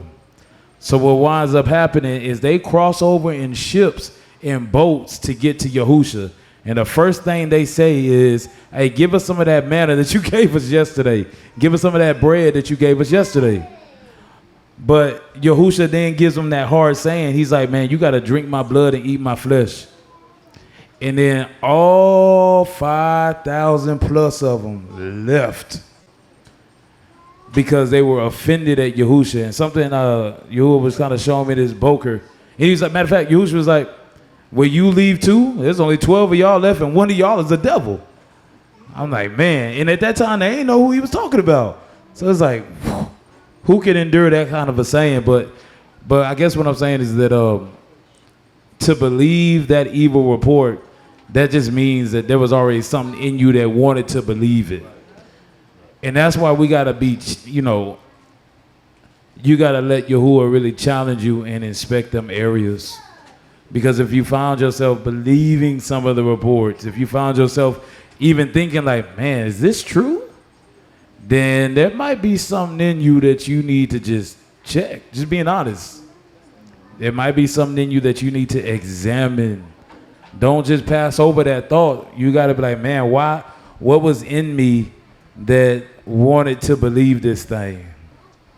And that's when they crossed over, they just wanted to be fed. So what you found is that people who were in the ministry and no longer here or whatever just really wanted to be fed. Bouchard talked about this, last week, I think? You was talking about how y'all started off in the house and people, it was full. People would come over, eat, hang out, watch movies. Then you went to the library and it really wasn't no movies and food and you couldn't stay the night. All of a sudden, everybody that wanted to be discipled was gone. That's just because what was in them was just not through. So I would say just really, really examine if you wind up being offended by words that people are speaking and understand, like, why is that thing in me? Why did I believe it? That was it, though. Yeah, and then another thing is just another aspect of that is, because I know, because there's sometimes, there were times in the past where the Most High showed me clearly what he wants us all to do. But I have to be careful how I word it. You have to, like be very, sometimes, because, you could word it in a way and everybody's scared, for real. And it's like they purposely did that. They purposely worded it in a way to have everybody scared too. That's another. It's already. I get what you're saying too, because that's the aspect of it. But like, that's why the Most High just took them out, because the thing is, if they would have went and just been like, nah, we can take it, man. The land is stupid, it's beautiful. Look at these grapes. There's people in the land, but the Most High, got us, man. They bred to us. If they would have did that, the majority would have been with it, most likely. I don't think they would have been like crying and complaining. But since the majority of the leadership, was like, nah, we don't need to do it. It's like, and especially if it's already in you. Now, if our leadership was like, we need to do this, Yahuwah said he's going to give it to us, it may be in you, but I do believe the majority of the people probably would have pushed through. All right, we can do this. Let's do it. It might have been some fear, but it would have pushed through. You know what I'm saying? It's so.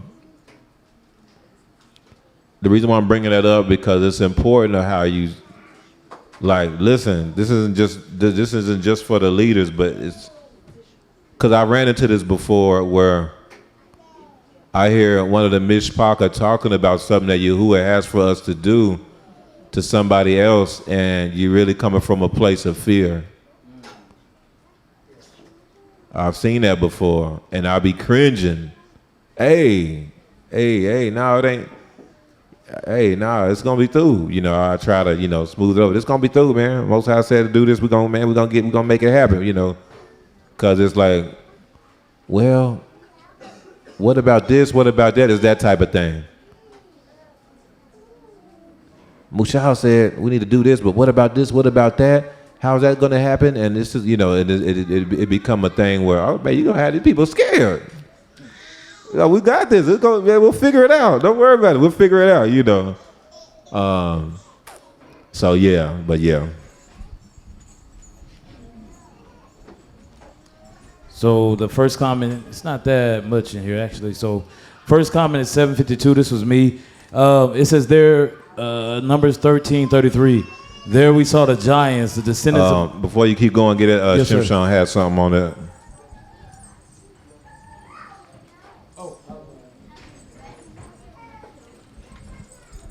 Yeah, I was just gonna say to what the leaders was talking about. That's why it's key that we follow our leaders and have the emunah in them as well, because it's really based on emunah. Because I think that's why Yahuwah really dealt with those leaders like that. Because you can tell some people some stuff, and it'll make the whole group fold. And I noticed that a lot too. With sports, I know when I was younger, we was playing this team.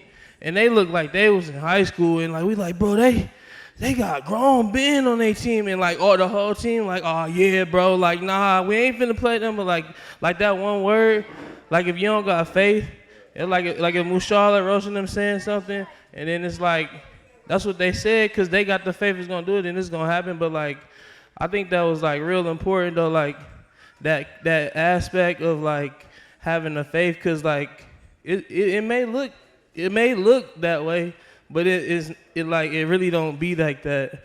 Cause if Yahuwah said it was gonna happen, it was gonna happen. But like that one little, bro, they gonna step on us, that just turned the whole group sour. So I think just if they would have had, Emunah, I really think that's why.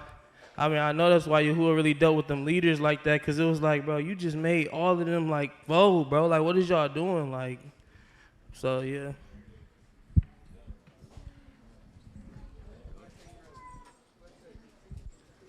So I had a quick comment. When I was reading the Torah portion, it said that they still went to war even when Moshe told them that not to go, and it said that the Ark of the Covenant didn't leave and Moshe didn't leave, and they still went. So it just still continued to show the lack of reverence for Moshe as a leader, because he just told you not to leave, and you still went anyways. You still ain't listening. You wasn't listening before. He tell you don't go, you still ain't listening. So I submit that was another test they failed, because he just tell you don't go. And then another thing that been coming out, and it was spoken about in his Torah portion, and yesterday, me and the Yeladim, or last night, we did scripture study. I was in Mark 9, and in Mark 9, it talked about the little boy who basically was having seizures, and it was a ruach that was causing him to have seizures. And the father went to Yahusha and was asking him to have compassion on him and help him and his son. And Yahusha told him, if you can believe, all things are possible to him who believes. And then he told Yahusha, Adonai, I believe, help my unbelief. And then Yahusha casted the ruach out of the little boy.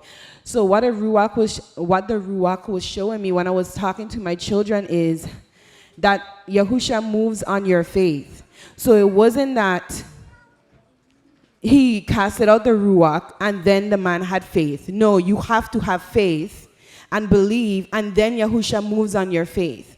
So just like the people in the wilderness, they wanted Yahuwah to do this thing. Oh, if you do this thing for us, then we'll have faith in you. No, have faith in me, and then I'm going to do this thing for you. So that's just kind of why it is. The Ruach was showing me when I was talking to my children yesterday. Get an example you had told me about with the feeding of 4,000, remember? You want me to say? Okay, so in Mark 8, let me find it. Yeah, this is a very important example. Okay, so this was also the scripture study I was having with the children. So in Mark 8, it said that well, I can just read it. In those days, the multitude being very great and having nothing to eat, Yahusha called his disciples to him and said to them, I have compassion on the multitude because they have now continued with me 3 days and have nothing to eat. And if I send them away hungry to their houses, they will faint on the way, for some of them have come from afar. So when I looked up the word continued, it said, wait, let me find it.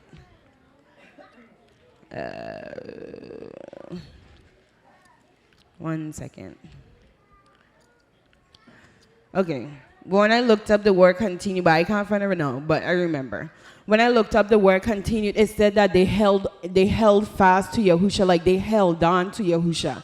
Like they were holding on with everything that they had to Yahusha. So it's like they chose to follow Yahusha for 3 days without anything to eat. And because of that, Yahusha had compassion on them and he fed them. So when you look in the scriptures back with our ancestors in the wilderness, they too didn't have anything to eat for 3 days. But because it was a heart thing, they complained against Yahuwah about not eating for 3 days. But these people, because they wanted Yahusha so badly, they followed him from afar, because they said that they came from afar. So they came from wherever they came from and held on to Yahusha, not having nothing to eat because their hearts desired Yahusha. So it goes back to it being a heart thing. Where is your heart? Is your heart really for Yahusha, or is your heart not for Yahusha? Because if your heart is for Yahusha, then you're going to have faith that he's going to sustain you. He's going to provide. And then it continues on and it says, this is the 4,000. So it continues on and says that Yahusha told his disciples, well, he asked his disciples, how many loaves do you have? So the disciples said that they had 7 and they had a few fish, and Yahusha told them to lay it before the people. Again, it didn't say anything about them complaining about the quantity of food. They were just happy to be in the presence of Yahusha and just wanted to hold on to Yahusha, that Yahusha was able to feed them, and they weren't even hungry. Like they all left full because their hearts desired Yahusha. So that was a contrast with our ancestors in the wilderness and them being tested in the wilderness and how they complained against Yahuwah versus these people that was following Yahusha from afar, held on to Yahusha, and their hearts truly desiring Yahusha. So, hallelujah. Man, I'm telling y'all, that was powerful. Like, how many people was it? 4,000. How many people, y'all? So that's the number 40 again. That's the number 4 again. Test, and that was a test that they passed. You see what I'm saying? That's why it was 4,000. That's the symbolism of that. They passed it. They followed Yahusha. They didn't complain. There wasn't no complaining. They went 3 days without food and did not complain. But you get a contrast with the wilderness. They were complaining left and right. Could y'all imagine being with Moshe? You being with Moshe. See, because we have the scriptures to read, and we read the Torah, so we have hindsight. We have this mindset. Oh, if I was with Moshe, oh no, I would do whatever. What? Why would they? They was with Moshe and tripping. They was with the Moshe. Y'all got to understand, Moshe was just a regular ox straight out of Midian. He was a regular ox, man. There wasn't nothing about him that looked nothing. Matter of fact, it probably was hard for people to just submit to him because he was super humble too. He wasn't like no just super charismatic leader. He was a regular ox who was simple, laid back, and humble. That's why he told Yahuwah he didn't think he was qualified. He didn't think because he can't speak well, he couldn't speak well. He wasn't like no charismatic person or nothing like that. But Yahuwah does that on purpose. Even with Yahusha, it was the same thing. The scriptures say that Yahusha in Isaiah 53, that there wasn't anything about him that was like, desirable or anything like that as far as his appearance, you know, things like that. Like, they was just regular Akeem from the surface. You have to have discernment. Like when you look at, I mean, with the Maleks, you look at them, you just like, oh yeah, you know, they regular Akeem. You don't really not realizing these are very high rank in the Shamaim. High ranked Malaks. There's way more to it than that, but I won't go into all that. But my point is, but you have to have the discernment. You have to be able to, you know, otherwise you're just gonna, you're just gonna look at them as regular ox, because that's how they look like regular dudes. That's how it was with Moshe in the scriptures and Yahushua and them. That's why so many people had issues with submitting to him. But hallelujah. Yeah, so that just blows my mind though, like what you was talking about. And then what Bethel was saying about I just lost it. Yeah, but it was the yeah, it's all right. It'll come back. Yeah, I think it was I don't remember. It'll come back though. All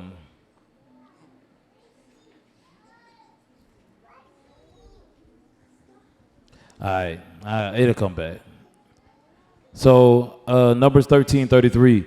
There we saw giants, the descendants of Anak came from the giants.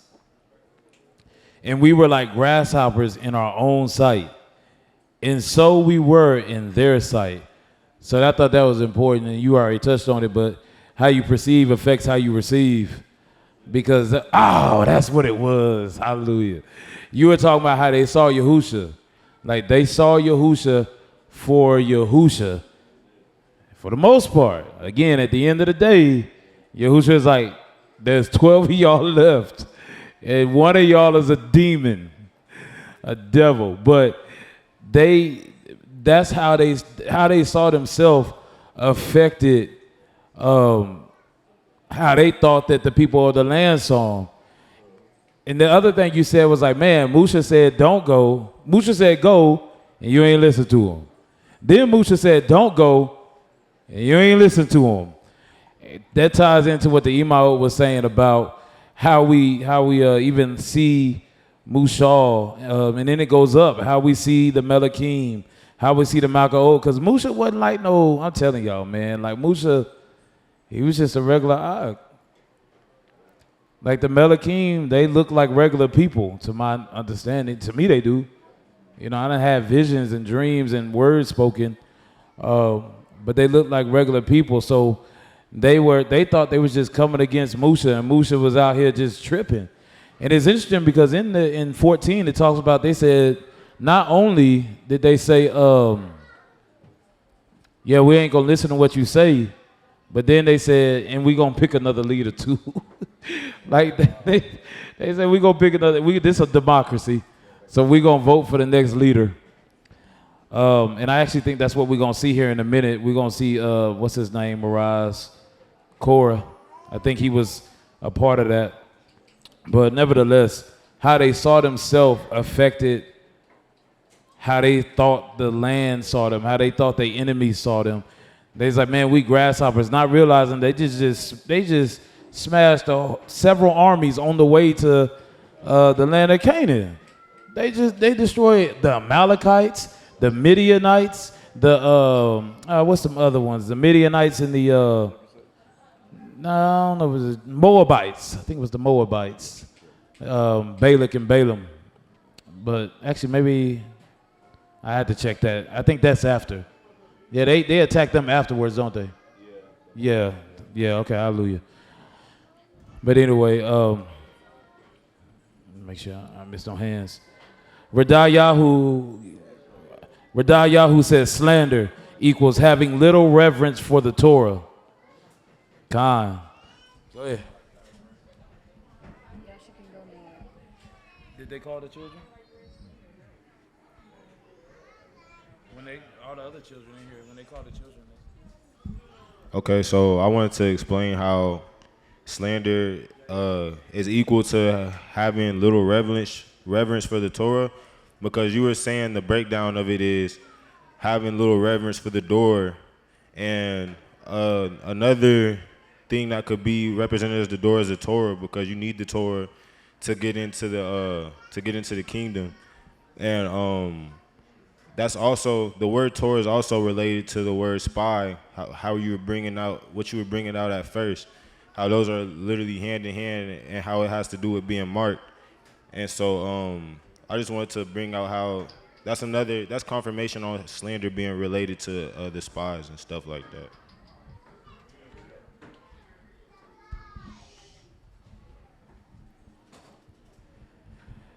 Shimshon said to the chief musician, a psalm of Daoud, the fool has said in his heart, there is no Eluah. They are corrupt. They have done abominable works. There is none that does good. And then he said, they don't know Yahuwah. Yeah, talking about the people that are slandering the things of Yahuwah.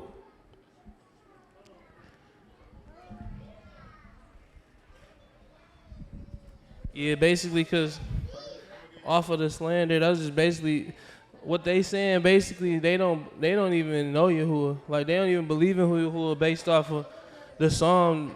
They don't even believe in there's a Eluah. So, yeah, this lesson was just through like off the slander, because it just gave me a different perspective too on like Yosef. Like, now it kind of makes sense like why he got that kind of punishment, because he was doing the most.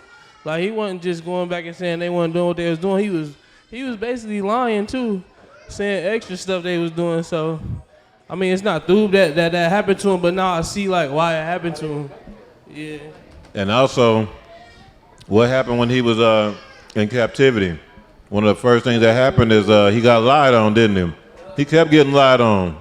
Yeah. Had that lady lied on him. She said he was trying to take her. Then some other people tried to lie on him. Yeah. So sometimes some of your punishment will be based on how you was moving sometimes, you know what I'm saying?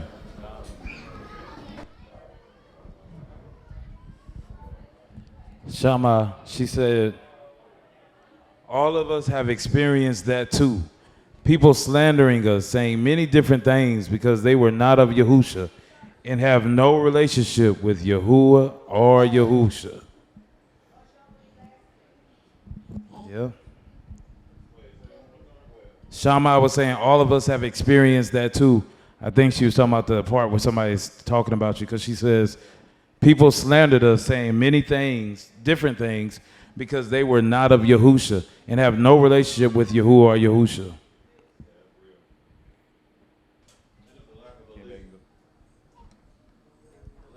A lack of belief? God. Yeah. Mm-hmm. They just think it's Musha. They just think it's the Melakim saying stuff. Yeah. And all praises to the Most High. So there's a whole bunch of the stuff he said, but it ain't even worth really just going into. Or did you say bring that stuff out too? Okay, hallelujah. I make sure I'm obedient up in this thing. All right, so I put Joshua 14:6-13. So this is Caleb, and I gotta correct something I said, because I said something I was wrong. So this is where he says his age. He says, then the children of Judah came to Joshua in Gilgal, and Caleb, the son of Yiftach, the Kenizzite, said to him, you know the word which Yahuwah said to Musha, the man of Eluah. This is why Caleb had a different ruach, because he's like, Musha is the man of Eluah. Concerning you and me in Kadesh Barnea, I was 40 years old when Musha, the servant of Yahuwah, sent me from Kadesh Barnea to spy out the land, and I brought back the word to him as it was in my heart. Nevertheless, my brothers who went up with me made the heart of the people melt. That go back to what Mushal was saying about how leadership and the word that you give and how you say it can melt the hearts of the people. And then he says, but I wholly followed Yahuwah my Eluah.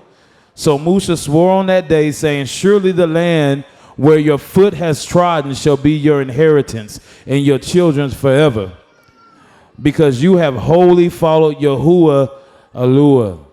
And now, behold, Yahuwah has kept me alive, as he said, these 45 years. So he was 85 when he got into the land. Ever since Yahuwah spoke this word to Musa while Israel wandered in the wilderness, and now here I am this day. Well, he was 85 years old by the time he gets to this point, 40 years there and then 5 years of fighting.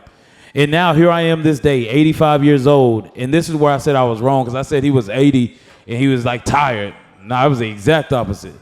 He says, as yet I am as strong this day as on the day that Moses sent me. Just as my strength was then, so now is my strength for war, both for going out and for coming in. Now therefore give me this mountain on which Yahuwah spoke in that day. For you heard in that day how the Anakim were there, and that the cities were great and fortified. It may be that Yahuwah will be with me. It may be this, and he got the same attitude. He says that this mountain is fortified, but it may be that Yahuwah will be with me, and I will be able to drive them out as Yahuwah has said.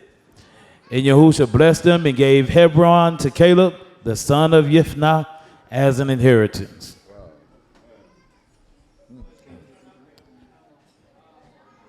Uriel, James 3:6.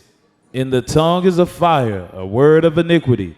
The tongue is so set among our members that it defiles the whole body and sets on fire the course of nature, and it itself is set on fire by hell. Yeah. Power of the tongue. That go back to what you were saying. Bekir Ezra Hadassah put the scriptures in the chat. Nasita Holden said, when they crossed over, they were looking for food to eat, not the food of the word of the Besorah. Khan, that was that John 6. Amaria said, now faith is the assurance of things hoped for, the conviction of things not seen. Ooh, she be on that ESV. Ooh.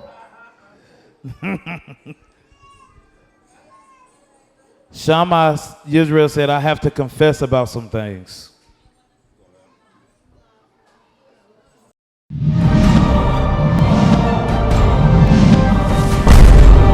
Rebirth of a nation. Hebrew kingdom building.